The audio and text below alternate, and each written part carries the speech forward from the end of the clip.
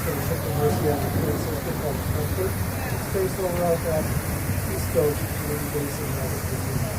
The crew was converted from monofilm to Red Bull and Astro Drive at the same time as they were building the house.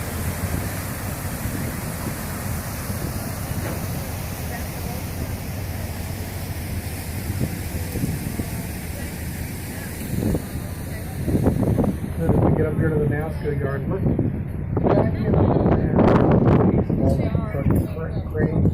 You can see the various modular components of the ship that they're building. They build the ship in sections and then crane all of the assembled sections from one central assembly site.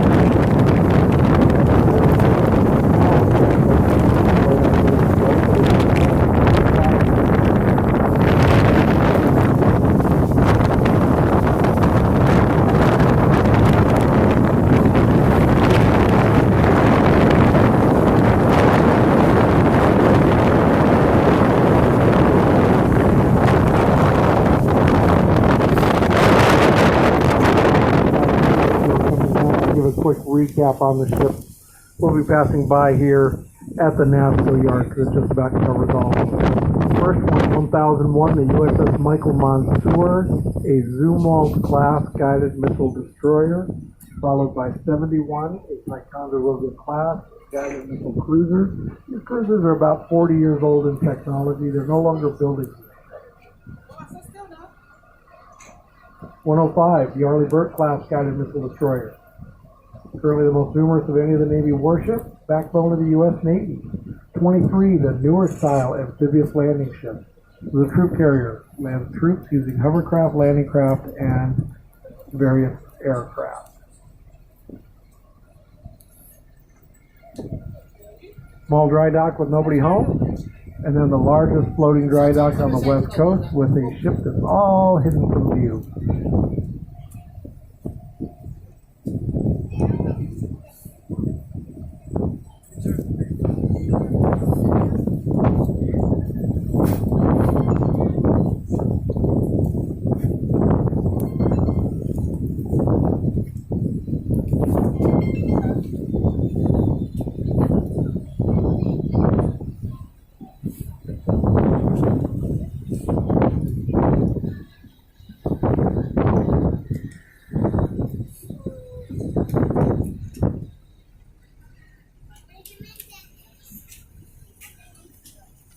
And now we're coming up to the last of the three shipyards that do the Navy contract work.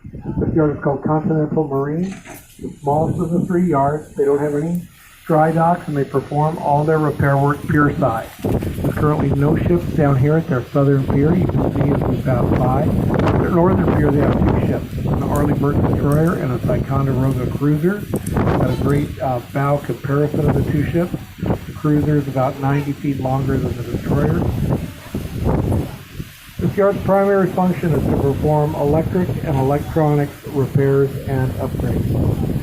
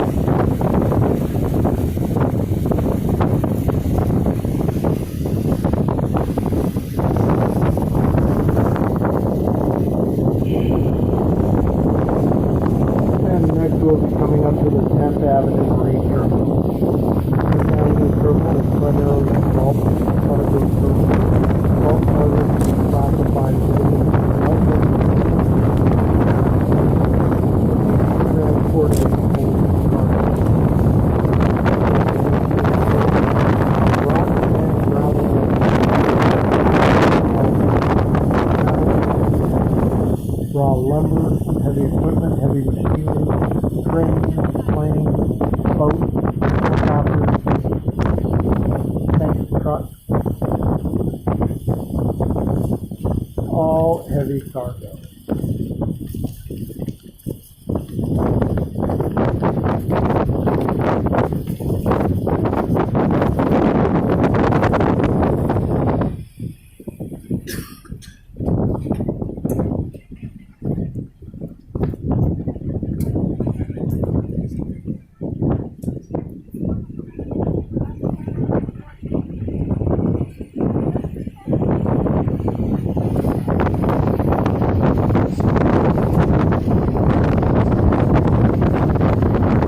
Bulk cargo carrier. They're coming down. Looks like they're unloading pools of aluminum.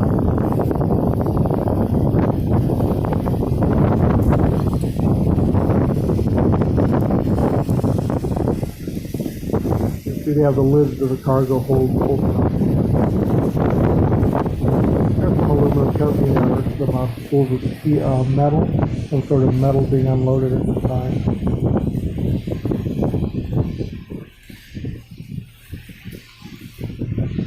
It's not aluminum, sheet metal. All the tall high-rise buildings you see in the background, especially those colorful red and yellow ones, part of a redevelopment project called the East Village, revitalizing an old, underused portion of southeast San Diego. Building with a white building with a large blue H up on the top is the Hilton Hotel and Convention Center, the newest of the waterfront hotels to be built here along the edge of the bay. It's just coming into view in the background, a large silver dome. That dome houses San Diego's public library building. In front of that is Petco Park, home of the San Diego Padres Major League Baseball team. You can see the light standards up on top of the ball field. You can also make out the red letters spelling out Petco Park. It's a great place to take in a ball game. If you're visiting and you get a chance to take a game in, I highly recommend it. It's a beautiful ball field. The building just adjacent to the bay here, with a green curved glass up near the roof, is the San Diego Convention Center. It extends northward, up behind the upcoming yacht basin that we're about to see. This next upcoming land is Marina Park South. The southern white canvas on the roof of the convention center houses a large outdoor patio area.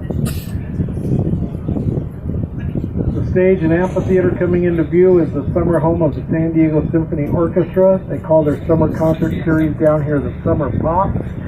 This is the last season for this temporary fixed shelters. They just received approval to build a permanent new facility here. The twin towers that you see with the dark brown glass are both private resident condominiums. This yacht basin is the Marriott Marina, owned by the Marriott Yacht Hotel. That hotel is the twin silver towers behind all the yachts. And we're coming up to Marina Park North, the northern breakwater for the yacht basin. It was also built from the dredged material of the bay.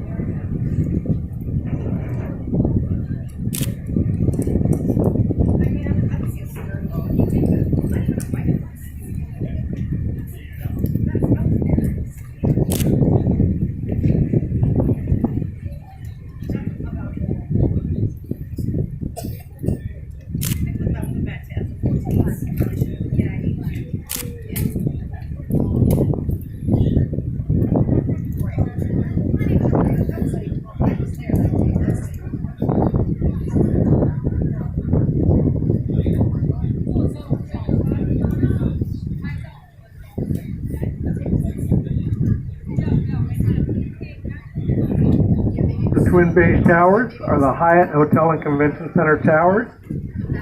The buildings are just this side of them and adjacent to the bay. Along the Seaport Village. Seaport Village is home to about 80 shops and restaurants, designed by Walt Disney's group of Imagineers and built to resemble a 19th century seaport. It's open 7 days a week. If you look at all the buildings here in the downtown skyline, they do have one thing in common. It's not one of them is over 500 feet high. That's because the city has a height limit of 500 feet on all of its buildings because of the city's close proximity to San Diego International Airport. The airport's 3 miles northwest of downtown San Diego.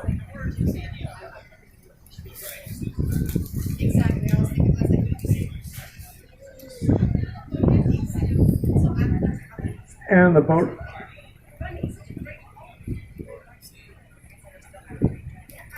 boat harbor coming into view is Tuna Harbor. This is home to San Diego's commercial fishing fleet. Our commercial boats fish for tuna, swordfish, sharks, halibut, rockfish, and lobsters. But as you can see, there's hardly any boats in there. That's because this is the height of our tuna and swordfish season, so the boats are all out earning a living. The black cages that you see up on top of the pier are commercial lobster traps being stored here till the next coming lobster season.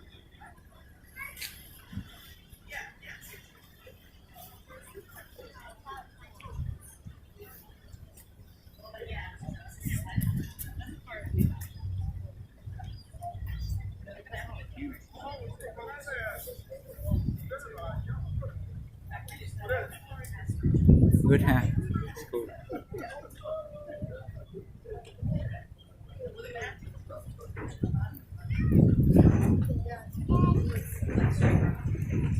The building with a green roof is the Fish Market Restaurant.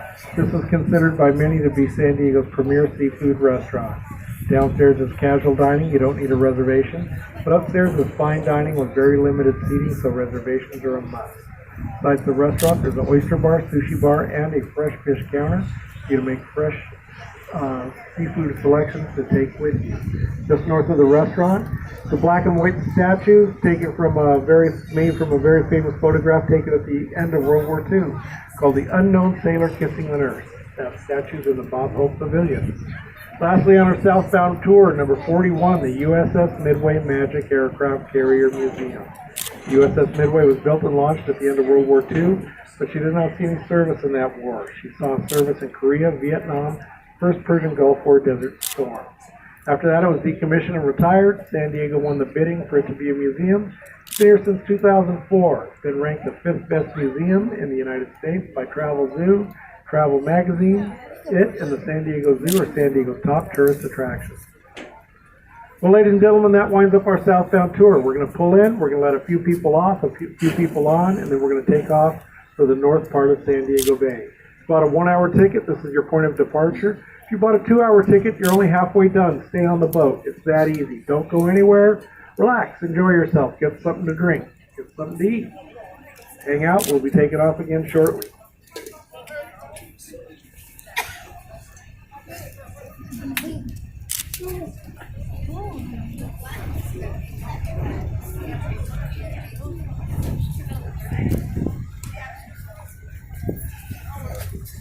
But if this is your point of departure, this is where you need to be getting off the boat again.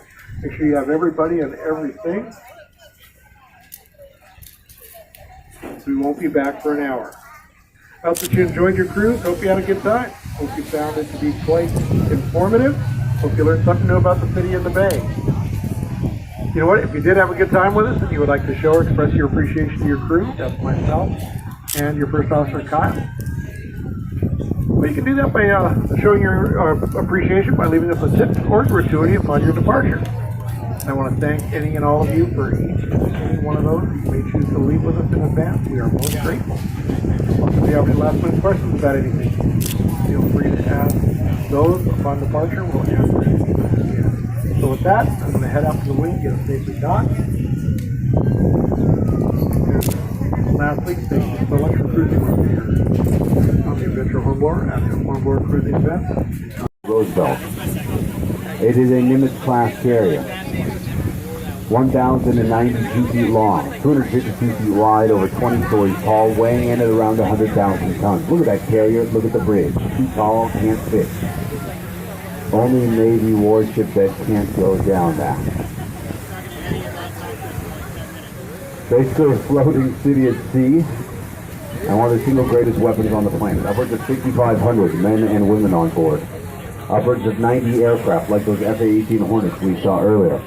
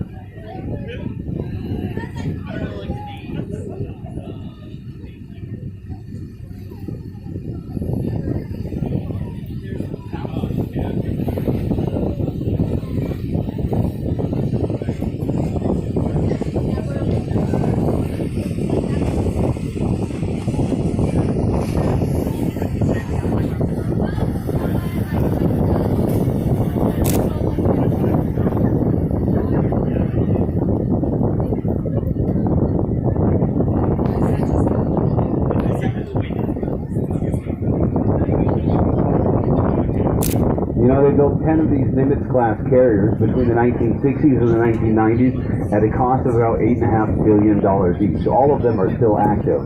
The Roosevelt here was commissioned in 1985.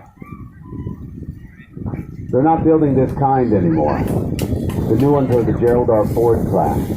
First one of those already been commissioned, and they're building another one every 5 to 6 years. So in total, 11 aircraft carriers in the United States Navy. That's a lot more than everybody else.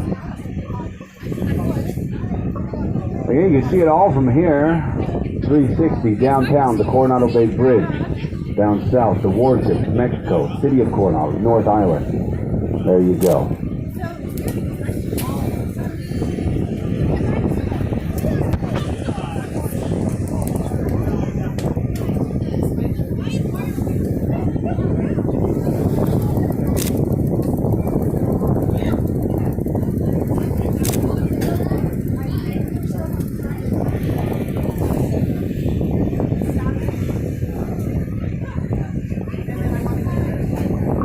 The next vessel coming into view is in the middle here is TAKE-10, or the USNS Charles Drew.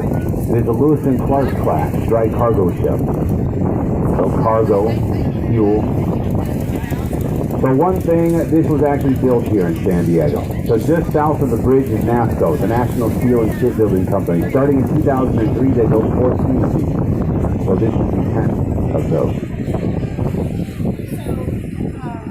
The other vessel is to the far left is number 187, or the USNS Henry J. Kaiser. First in name, first in class of the Henry J. Kaiser class. Fleet replenishing oil and floating gas station. Look at all the hoses, refueling Navy warships while underway. Now these two vessels are auxiliary vessels. If you look up on the stack, you'll see a blue and gold band. That signifies they're operated by what they call Military Sea Lift Command. That is part of the Navy, but they are merchant marines. They are civilian sailors like the captain and I that crew these vessels. The blue and gold band basically saying, you know, hey, I'm not a warship. Don't shoot. But they probably would. You know, like in World War II. A lot more auxiliary vessels sunk than warships. Coronado Bay Bridge completed in 1969. Ferries before that. We ain't got our skyscrapers. They only go so high.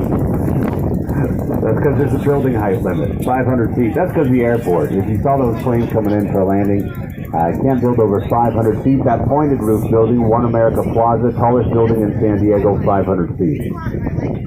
So, of course, you have CV-41, the USS Midway, our aircraft carrier museum. Now, it was actually active 1945 to 1992, purchased at auction and brought to the Bay in 2004 to become our museum, the Midway National Museum. To the right of the Midway, you might see a statue. And I know you've all seen, I know you all remember that famous time-life photo taken in New York after World War II, that famous moment captured the unknown sailor